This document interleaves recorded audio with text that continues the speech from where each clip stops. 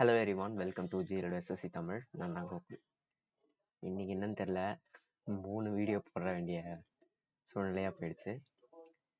ஆக்சுவலாக இந்த வீடியோ எதுக்கு அப்படின்னா, நம்மளோட பாஸ்ட் 2 வீடியோவில் வந்து ஒரு சப்ஸ்கிரைபர் வந்து என்ன சொல்லியிருந்தாங்கன்னா, ஒரு டவுட் வந்து கேட்டிருந்தாங்க.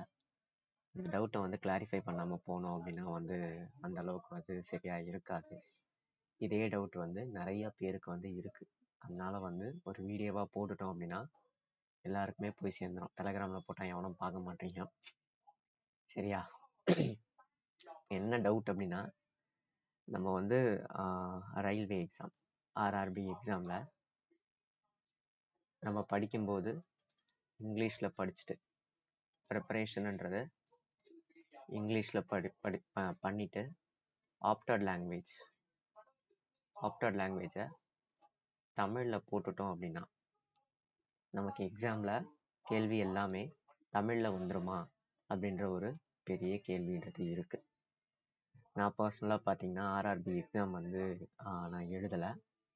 ஆனால் வந்து இதுக்கு முன்னாடி எழுதினவங்க ஒரு 2-3 பேர்கிட்ட வந்து டிஸ்கஸ் பண்ணும்போது அவங்க என்ன சொன்னாங்கன்னா, உங்களுக்கு வந்து ஈவந்தோ நீங்கள் தமிழில் போட்டாலும் உங்களோட கொஷின்ஸுன்றது முதல்ல இங்கிலீஷில் இருக்கும், அதுக்கப்புறம் வந்து உங்களோட ஆப்டட் லாங்குவேஜ் வந்து இருக்கும் அப்படின்ற மாதிரி சொன்னாங்க. இல்லையா? ஒரு 2-3 பேர் வந்து இதே சொல்லியிருந்தாங்க. ஸோ ஆல்மோஸ்ட் வந்து இது கரெக்டாக இருக்கும் அப்படின்னு நான் நம்புகிறேன். அதனால் வந்து நீங்கள் ஒன்றும் பேனிக் ஆக தேவையில்ல. இந்த மாதிரி தமிழ்னு போட்டிருக்கீங்களோ அவங்களுக்கு மேலே வந்து உங்களுக்கு வந்து இங்கிலீஷில் இருக்கும், கீழே வந்து தமிழில் இருக்கும். ரைட்டா? ஸோ வந்து உங்களோட ப்ரிப்பரேஷனை வந்து கண்டினியூ பண்ணுங்கள்.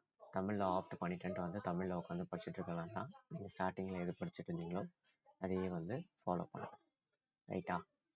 ஸோ இந்த வீடியோ வந்து உங்களுக்கு புரிஞ்சுது அப்படின்னா வந்து நம்ம செஷனை வந்து லைக் பண்ணிட்டு, புதுசாக யாராவது இருக்கீங்க அப்படின்னா வந்துருந்து பார்த்துட்ருக்கீங்க அப்படின்னா என்னது சப்ஸ்கிரைப் பண்ணுங்கள். தேங்க்யூ.